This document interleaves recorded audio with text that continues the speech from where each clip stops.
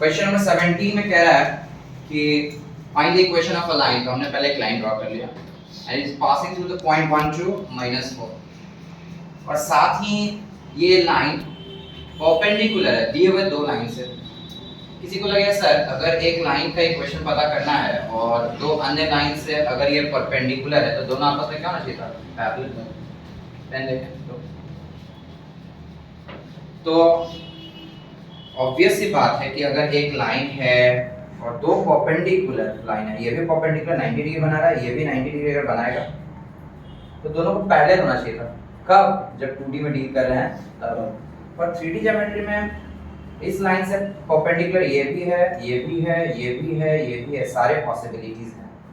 इस वजह से ये भी परपेंडिकुलर है और पैरेलल होने का जरूरी नहीं है, बिना पैरेलल हुए भी देखो। इसीलिए हमने थोड़ा तिरछा खींचा है, तो लग रहा होगा सर ऐसा तिरछा क्यों खींचा है, उसके लिए वजह बता रहे थे। ठीक है, तो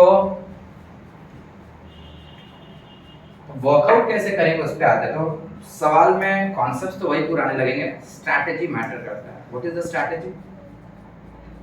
हर बार की तरह इस बार भी सवाल में क्या चाहिए? लाइन का equation. And for equation of line we need two things, one is the point and other is the direction ratio.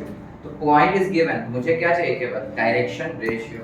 तो मान लेते हैं let direction ratio be A B C. Okay, इस लाइन का डायरेक्शन रेशियो हमने कितना assume कर लिया? A B C. अब बस ए बी सी का इंतजार है। एक बार ए बी सी मेरा आ गया ना, इक्वेशन मिल जाएगा, क्योंकि लाइन के इक्वेशन को दो ही चीज चाहिए। ए बी सी कैसे पता होगा? ए बी सी कितने अननोन है? 3, है ना। तो हमें इन 3 अननोन पता करने के लिए कुछ इक्वेशंस को सॉल्व करने पड़ेंगे। और इक्वेशन कहां से आएगा? कंडीशन से। और कंडीशन क्या है दिया है कि परपेंडिकुलर है, और परपेंडिकुलर कंडीशन जानते हैं, since we know condition for perpendicularity. Perpendicular होने का क्या शर्त है? a1 a2 याद है, plus b1 b2 dot product वाला, दो परपेंडिकुलर होता है डॉट प्रोडक्ट 0 याद है। a1 a2 b1 b2 c1 c2 0। भूल गए तो देखो, कॉपी देखो जाके। तो इसका डायरेक्शन रेशियो कितना है? ये। इसका डायरेक्शन कितना है? ये। तो हमें पहले इस लाइन को इससे परपेंडिकुलर कराना है। ये a1 ये b1 ये c1 ये a2 ये b2 ये c2। तो क्या करेंगे? 8 into a फिर -16 into b, यही होता है ना नीचे वाला term direction ratio, plus 7c = 0। This is your equation number 1। उसी तरह इसके साथ भी ये परपेंडिकुलर है, तो ये कंडीशन यहां पर भी लागू होगा। Also 3 times a plus 8 times that of b minus 5 times that of c. This is your equation number 2. तो क्या करेंगे हम? सॉल्व करेंगे इसको। क्या करेंगे इसको? हम सॉल्व करेंगे। कैसे सॉल्व करेंगे? तो सॉल्विंग 1 and 2 कैसे सॉल्व करेंगे? देखो, a बाय, याद है डिटरमिनेंट मेथड, वेक्टर में एक जगह आया था, जरूरत पड़ा था, बोले तो 3D में बहुत जगह जरूरत पड़ता है। भूल गए, नहीं याद है, क्लास वाला मिस किए, तभी देखो। डिटरमिनेंट मेथड में क्या करते हैं? वेरिएबल्स को लिखने के बाद यहाँ पे माइनस लगाते हैं, याद है determinant method, plus minus. 9th में भी था मेथड। यहाँ से a छुपाएंगे, कितना है? 16 5 जा 80 माइनस 8 7 जा 56। b छुपा लो, 8 5 जा 40 माइनस में, लेकिन माइनस 7 3 जा 21। ये छुपा लो, 8 8 जा 64 minus.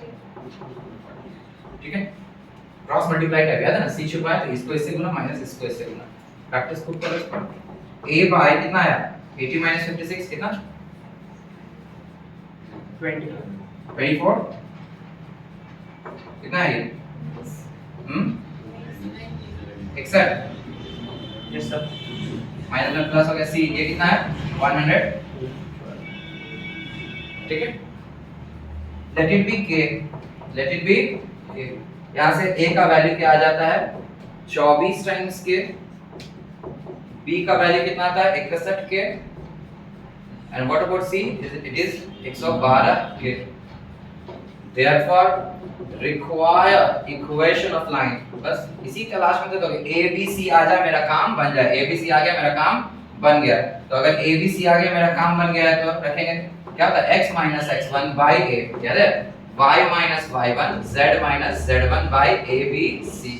x minus, what is your x coordinate? यहां से देखो 1, y - y coordinate 2, z - z coordinate c by abc कितना है? a है 24 के, B 61 के और ये C हमारा 112 के।